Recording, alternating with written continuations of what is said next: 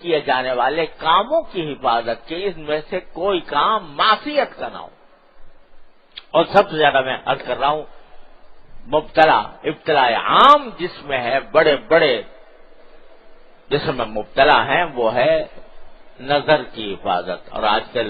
اس ٹیلی phone کی وجہ سے یہ فتنہ سارے گھر گھر میں بچے کے ہاتھ میں ہے، اور بڑے سے بڑے متقی پرہیزگار کے ہاتھ میں ہے۔ بظاہر نیک نیتی کے ساتھ اٹھائے ہوئے ہے کہ میں اس میں اچھی بات کہوں گا یا اچھی بات دیکھوں گا، لیکن مبتلا ہو جاتا ہے۔ اپنے آپ کو اس سے بچانے کی کوشش پوری کریں، اور اگر نہیں بچ سکتے تو یہ اسمارٹ فون رکھنا چھوڑ دیں، یہ سادہ ٹیلی فون لے جس میں صرف ٹیلی فون کا کام ہو اور کچھ نہ ہو، ایسا رکھو تاکہ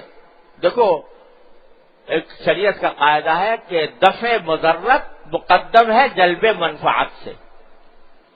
یعنی نقصان سے بچنا مقدم ہے نفع اٹھانے پر۔ یعنی ایک چیز ہے جس سے آپ کو یہ بھی امید ہے کہ شاید کوئی نفع پہنچ جائے، اور یہ بھی امید ہے کہ نقصان پہنچ جائے، یہ بھی خطرہ ہے کہ نقصان پہنچ جائے، تو نقصان سے بچنا تو واجب ہے، اور جو موہوم فائدہ ہے وہ اتنا مقدم نہیں ہے۔ تو اگر اپنے آپ کو خطرے میں ڈالنے والی بات ہے، گناہوں کے خطرے میں ڈالنے والی بات ہے، تو پھر دفع بضرت مقدم ہونے کا تقاضا یہ ہے کہ چھوڑ دو اس کو اور سادہ ٹیلی فون پر اکتفا کرو جس کے اندر یہ الا بلا اس پہ موجود نہ ہو۔ تو اللہ تبارک و تعالیٰ اپنے فضل و کرم سے، اپنی رحمت سے مجھے آپ کو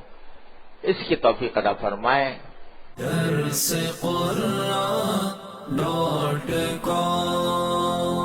www.darsequran.com